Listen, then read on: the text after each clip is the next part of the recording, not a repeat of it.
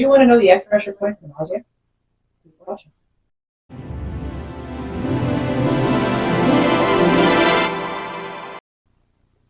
Hi, I'm Kelly with Body Health Mechanics. Welcome to the channel.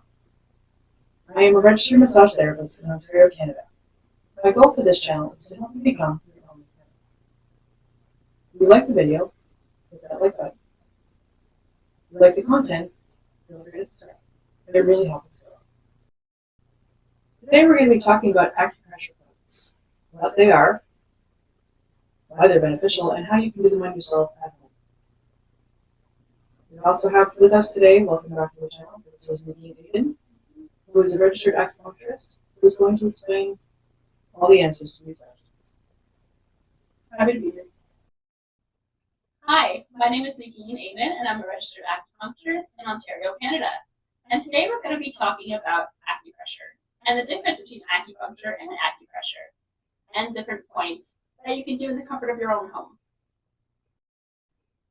Acupuncture and acupressure are both very similar as they have a very similar goal in order to help stimulate the body's chi and energy with certain points. But they are very different in terms of how they do that. So acupressure stimulates and or activates certain points by using a finger or more commonly used the thumb to really activate those points with pressure. As opposed to acupuncture is the same activation of those certain points, but using a very thin needle in order to be more precise and to activate it in a deeper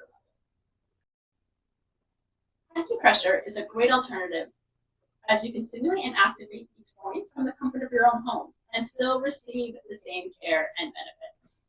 So today, what I'm going to do is I'm going to basically go through some very common points with you that are very easily accessible for acupressure. I'm going to show you where they're located, how to activate them, and what are they good for.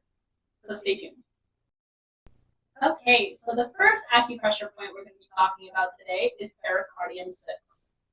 So this point is known as the empirical point for nausea. So if you're car sick, hungover, or pregnant and experiencing morning sickness, this point is amazing. So we're going to talk about where it's located. So when you take your wrist right here, what we're going to do is we're going to take 3 fingers and just come from the wrist crease right in there.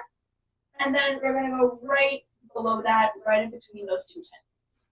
So normally what you're going to do is, and how much you want to stimulate it, is that your hand is replacing the needle, basically.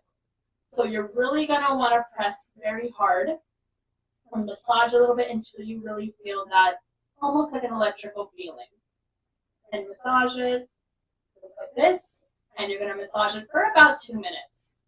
And it's really effective in that way, because the needle does go deeper.